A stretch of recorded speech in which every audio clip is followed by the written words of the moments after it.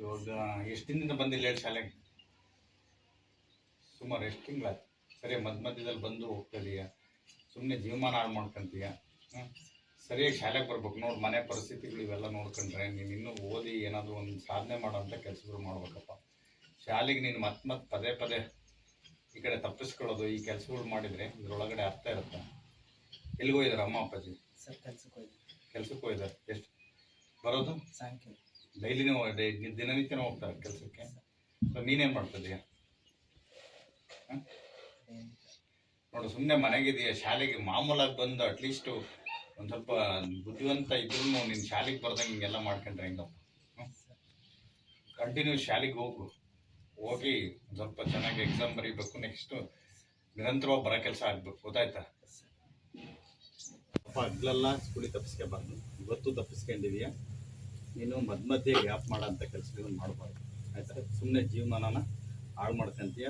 ಒಳ್ಳೆ ಹುಡುಗ ಇದೆಯಾ, ಓದೋದ್ರಿಂದ ಭವಿಷ್ಯ ಭಾಳ ಚೆನ್ನಾಗಿರುತ್ತೆ. ಪಾಠ ಮಾಡ್ಬೇಕಾರೆಲ್ಲ ಹೇಳಿರ್ತೀವಿ, ಯಾವುದೇ ಕಾರಣಕ್ಕೂ ತಪ್ಪಿಸ್ಕೊಂಡಂಗೆ ನೀನು ಬರೋಂಥ ಕೆಲಸ ಮಾಡಬೇಕು. ಸರ್ಕಾರಿ ಶಾಲೆ ಒಳಗಡೆ ನೋಡು ಎಷ್ಟೆಲ್ಲ ಸವಲತ್ತುಗಳಿದಾವೆ. ಒಂದು ವಾರ ಬಿಡೋದು, ಒಂದು 2 ದಿನ ಬರೋದು, ಈ ಥರದ ಕೆಲಸನ ಮಾಡಬಾರ್ದು. ಒಂದು ವಾರ ಬರ್ತೀಯ, ಒಂದು 2 ದಿನ ಬರ್ತೀಯ, ಆ ಥರದ್ದು ಮಾಡಬಾರ್ದು. ಕಂಟಿನ್ಯೂ ಆಗಿ ಬಂದರೆ ಮಾತ್ರ ಓದಿದ್ದು ಹೇಳಿದ್ದು ಎಲ್ಲದೂ ಕೂಡ ನೆನಪಿರ್ಲಿಕ್ಕೆ ಸಾಧ್ಯತೆ ಆಗುತ್ತೆ. ಇಲ್ಲಾಂದ್ರೆ ಏನಾಗುತ್ತೆ, ಎಲ್ಲ ಗ್ಯಾಪ್ ಆಗುತ್ತೆ. ಸೊ ನೀನು ಹಗ್ಲೆಲ್ಲ ತಪ್ಪಿಸ್ಕೊಳ್ಳೋದಕ್ಕೆ ಇಲ್ಲಿ ಇದ್ದಾವೆ ಕೆಲಸಗಳೆಲ್ಲ ಇದ್ದಾವೆ. ಮುಂದೆ ಜೀವಮಾನ ಪರ್ಯಂತ ಮಾಡೋ ಕೆಲಸ ಇದೆ. ಇವಾಗೇನು ನಿಂದು ಓದೋ ವಯಸ್ಸು, ಆಯ್ತಾ? ಓದೋ ಕೆಲಸನ ಮಾಡಬೇಕು. ನಾಳೆಯಿಂದ ನಿರಂತರವಾಗಿ ಶಾಲೆಗೆ ಬರ್ಬೇಕು. ನೋಡು, ನಾನು ನಿಮ್ಮ ಮೇಲೆ ಕಣ್ಣಿಟ್ಟಿರ್ತೇನೆ.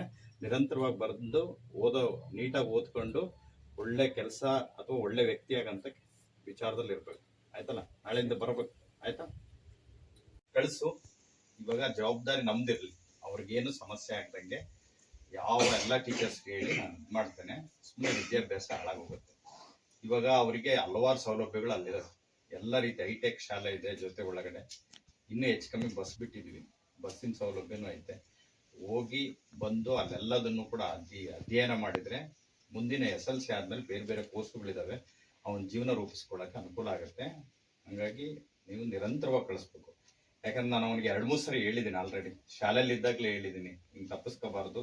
ಓದೋದ್ರಿಂದ ಏನಾಗುತ್ತೆ, ಓದದೇ ಇರೋದ್ರಿಂದ ಏನಾಗುತ್ತೆ. ಇವಾಗ ನಿಮ್ಮನೆ ಪರಿಸ್ಥಿತಿಗಳು ಒಂದು ಸ್ವಲ್ಪ ಬದಲಾಗಬೇಕು ಅಂದರೆ ಓದೋದ್ರಿಂದ ಅನುಕೂಲ ಆಗುತ್ತೆ. ಇಲ್ಲಾಂದರೆ ಮತ್ತೆ ಬರೀ ಅದಕ್ಕೆ ಹೋಗು ಇದಕ್ಕೆ ಹೋಗು, ಜೀವಮಾನ ಹಾಳಾಗೋಗುತ್ತೆ. ದಯಮಾಡಿ ಕಳಿಸಿ.